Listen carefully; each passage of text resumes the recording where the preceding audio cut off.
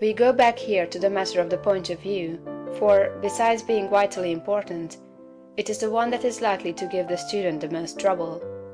We have been trained, partly by mistaken religious teachers, to look upon the world as being like a wrecked ship, storm-driven upon a rocky coast. Utter destruction is inevitable at the end, and the most that can be done is to rescue, perhaps, a few of the crew. This view teaches us to consider the world as essentially bad and growing worse, and to believe that existing discord and inharmoniousness must continue and intensify until the end. It robs us of hope for society, government, and humanity, and gives us a decreasing outlook and contracting mind. This is all wrong. The world is not wrecked.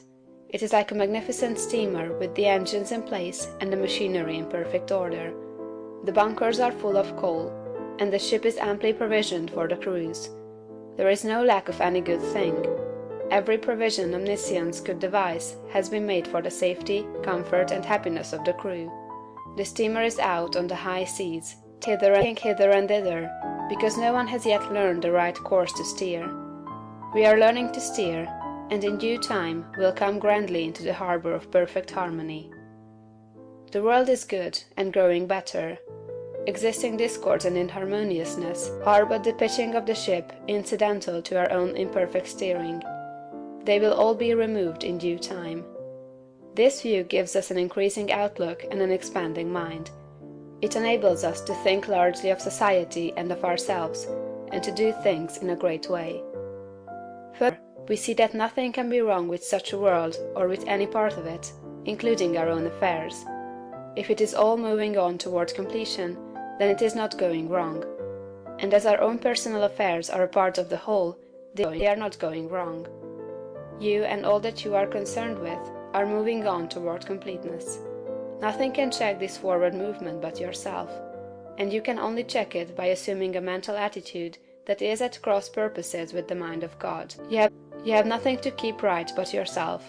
If you keep yourself right, nothing can possibly go with you, and you can have nothing to fear. No business or other disaster can come upon you if your personal attitude is right, for you are a part of that which is increasing and advancing, and you must increase and advance with it. Moreover, your thought form will be mostly shaped according to your viewpoint of the cosmos. If you see the world as a lost and ruined thing, you will see yourself as a part of it, and as partaking in its sins and weaknesses. If your outlook for the world as a whole is hopeless, your outlook for yourself cannot be hopeful. If you see the world as declining toward its end, you cannot see yourself as advancing. Unless you think well of all the works of God, you cannot really think well of yourself, and unless you think well of yourself, you can never become great. I repeat that your place in life, including your material environment, is determined by the thought form you habitually hold of yourself. When you make a thought form of yourself, you can hardly fail to form in your mind a corresponding environment. If you think of yourself as an incapable, inefficient person, you will think of yourself with poor or cheap surroundings. Unless you think well of yourself, you will be sure to picture yourself in a more or less poverty-stricken environment. These thoughts, habitually held, become invisible forms in the surrounding mind-stuff, and are with you continually. In due time, by the regular action of the eternal creative energy, the invisible thought forms are produced in material stuff, and you are surrounded by your own thoughts made into material things. See nature as a great living and advancing presence, and see human society in exactly the same way. It is all one, coming from one source, it is all good. You yourself are made of the same stuff as God. All the constituents of God are parts of you. Every that God has is a constituent of man. You can move forward as you see God doing. You have within yourself the source of every power.